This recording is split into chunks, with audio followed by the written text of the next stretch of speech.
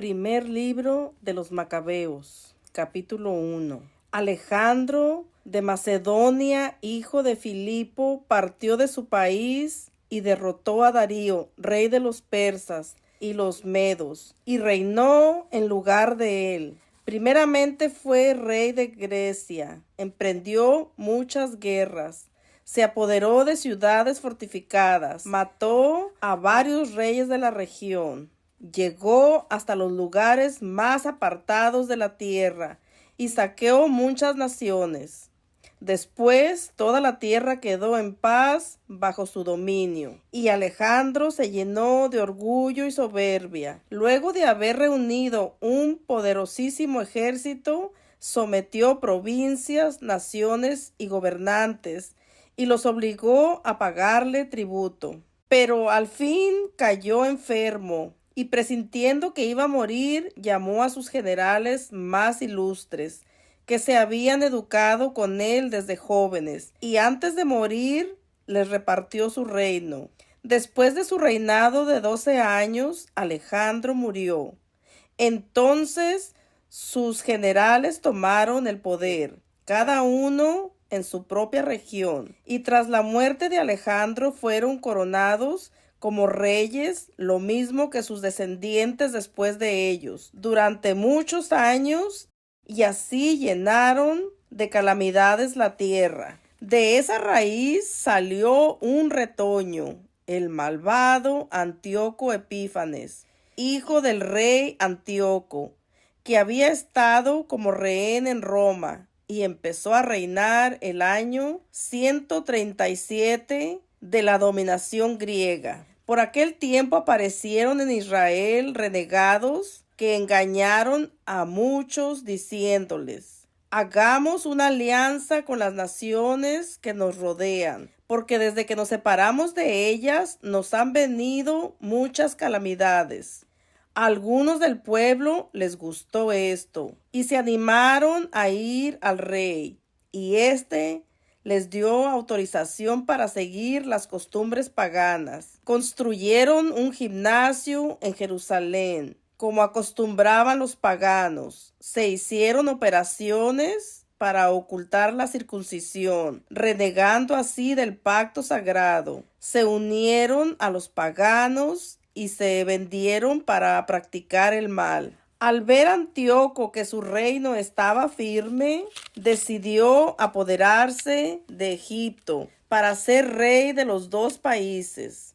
Así pues, invadió a Egipto con un poderoso ejército, con carros, elefantes y una gran flota, y atacó al rey Ptolomeo, el cual retrocedió ante él y huyó, dejando muchos muertos en el campo. Antíoco ocupó las ciudades fortificadas de Egipto y saqueó el país. Después de esta victoria sobre Egipto, en el año 143, Antíoco se puso en marcha con un poderoso ejército contra Israel y llegó a Jerusalén. Entró con arrogancia en el santuario y se apoderó del altar de oro, del candelabro, de la menorá, con todos sus accesorios, de la mesa para los panes sagrados, de las copas, las tazas, los cucharones de oro, el velo y las coronas, y arrancó todo el enchapado de oro que adornaba la fachada del templo.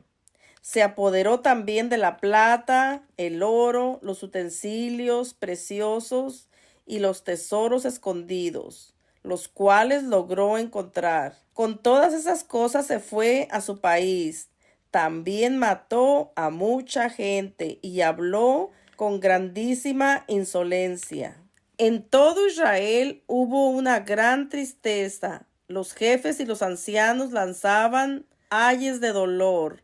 Las muchachas y los jóvenes perdieron su vigor. Desapareció la belleza de las mujeres. Los recién casados entonaban lamentaciones. Las novias guardaban luto, sentadas en sus alcobas. La tierra entera se conmovió al ver la suerte de sus habitantes. Todo el pueblo de Jacob se vio cubierto de deshonra. 2 años más tarde, el rey envió a las ciudades de Judea a un funcionario encargado de cobrar los impuestos, el cual llegó a Jerusalén con un poderoso ejército. Con intención de engañar a los habitantes, les habló en son de paz, y ellos le creyeron. Pero de repente se lanzó sobre la ciudad, descargó sobre ella un terrible golpe, matando a muchos israelitas, y después de saquearla, la incendió, y destruyó las casas y la muralla que la rodeaba. Sus hombres se llevaron cautivos a las mujeres y a los niños, y se apoderaron del ganado.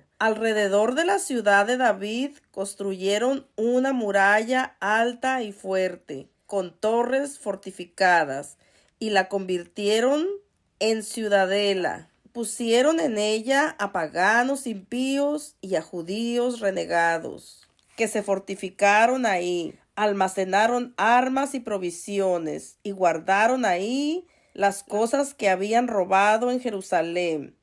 Ahí se pusieron al acecho. Fue un peligro para el santuario y una constante amenaza para Israel. Derramaron sangre inocente alrededor del santuario y lo profanaron. Por temor a ellos huyeron los habitantes de Jerusalén. La ciudad se convirtió en residencia de extranjeros. Sus propios hijos llegaron a ser extraños en ella y tuvieron que abandonarla. El templo quedó en ruinas y desierto. Las fiestas se volvieron días de tristeza. Los días de reposo fueron causa de vergüenza, y el honor de la ciudad se convirtió en ignominia. Como fue de grande su gloria, así grande fue su humillación. Su altivez quedó convertida en tristeza. El rey publicó entonces en todo su reino un decreto que ordenaba a todos formar un solo pueblo, abandonando cada uno sus costumbres propias. Todas las otras naciones obedecieron la orden del rey, y aún muchos israelitas aceptaron la religión del rey, y ofrecieron sacrificios a los ídolos y profanaron el día de reposo por medio de mensajeros.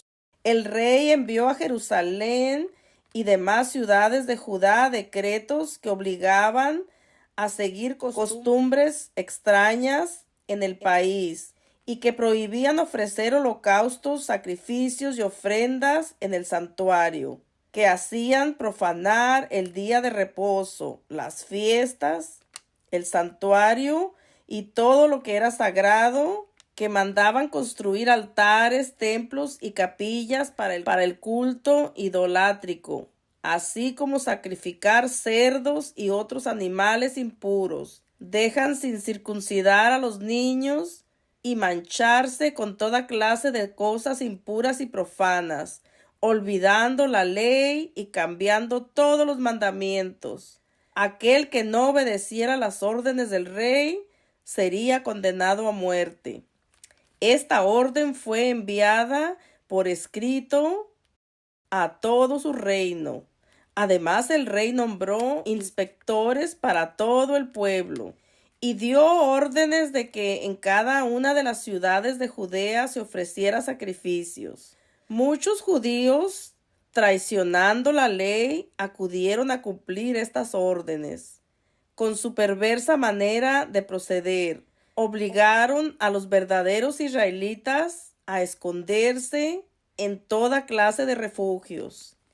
El día 15 del mes de Quislé del año 144, el rey cometió un horrible sacrilegio, pues construyó un altar pagano encima del altar de los holocaustos. Igualmente, se construyeron altares en las demás ciudades de Judea. En las puertas de las casas y en las calles se ofrecía incienso.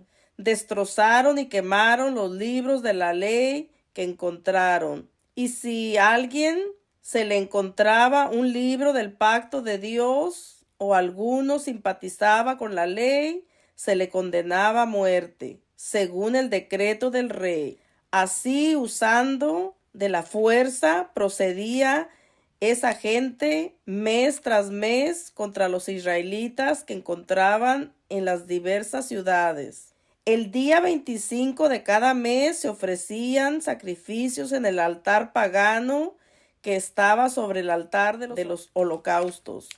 De acuerdo con el decreto, a las mujeres que habían hecho circuncidar a sus hijos, las mataron con sus niños colgados del cuello, y mataron también a sus familiares y los que habían hecho la circuncisión.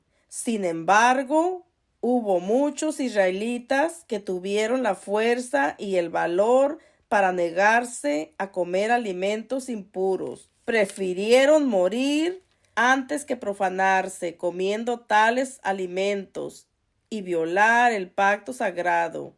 Y en efecto murieron. Fueron días de terribles calamidades para Israel.